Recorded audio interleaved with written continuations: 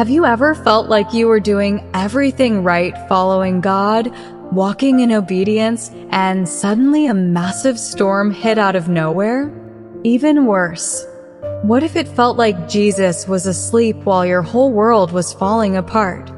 In Matthew chapter 8, the disciples were in the exact middle of God's will, right in the same boat with Jesus.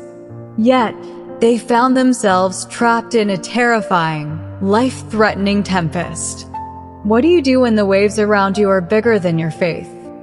Stay watching, because what happened on that violent sea changes everything about how we face our hardest battles. Our story begins on the shores of the Sea of Galilee. The sun is setting, casting a deep crimson glow across the water.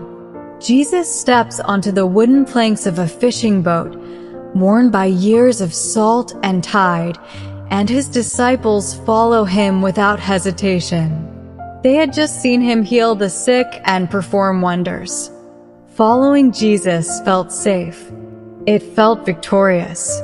The sails catch the evening breeze, and the boat glides out into the open water. The disciples relax. Many of them are veteran fishermen who know these waters like the back of their hands. But the Sea of Galilee is notorious.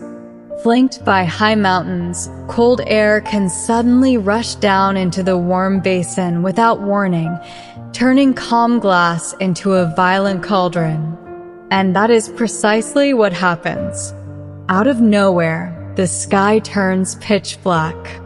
The wind doesn't just blow, it screams. The Bible calls it a great tempest, a storm so severe that massive waves begin crashing over the sides, filling the vessel with freezing water.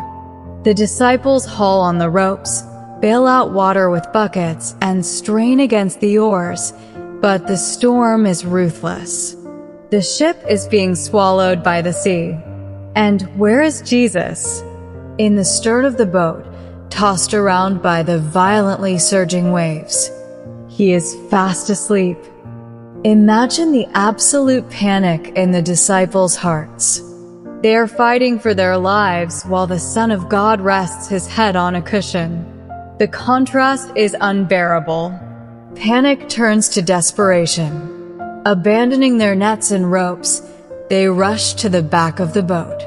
They shake him awake, their voices raw with terror over the roaring gale. "Lord, save us. We perish." Notice what they are saying. "We are dying, and you're letting it happen." How often do we pray that exact same prayer when life overwhelms us? "Lord, don't you care?" Jesus opens his eyes. He doesn't wake up frantic. He doesn't look at the incoming water with panic.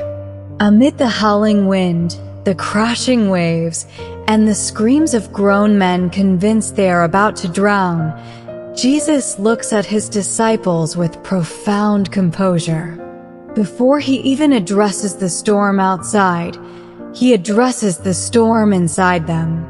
He asks softly, yet with authority, "Why are you fearful, O ye of little faith?" He doesn't rebuke them for asking for help. He addresses the fear that caused them to forget who was in the boat with them. Then Jesus stands up. He walks to the edge of the battered ship. The wind whips his garments, and spray wets his face.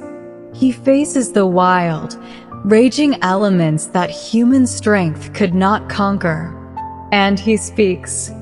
He rebukes the winds. He commands the sea. Instantly, the violent roaring stops. The wind dies down in a second. The crests of the massive waves collapse into smoothness. In an instant, the churning ocean turns into a mirror-like calm. A deep, heavy silence falls over the water. The change is so sudden, so absolute, that a new kind of awe fills the boat. The panic of drowning is replaced by the holy wonder of standing in the presence of the Creator. The disciples look at one another, drenched, exhausted, and utterly amazed. They whisper in marvel, "What manner of man is this, that even the winds and the sea obey him. The presence of Jesus in your boat does not mean you will never face a storm. It means the storm cannot sink you. When life feels chaotic and God seems silent, He is still in control.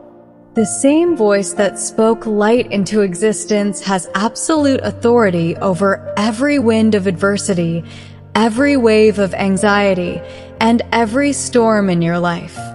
You don't need to fear the size of the storm when you know the power of the one in your boat.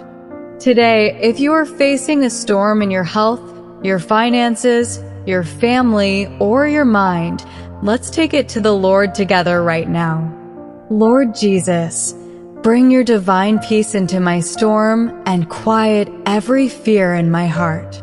If you need God to speak peace to your storm today, type this prayer in the comments right now. Lord Jesus, calm the storms in my life today. We want to stand with you in faith.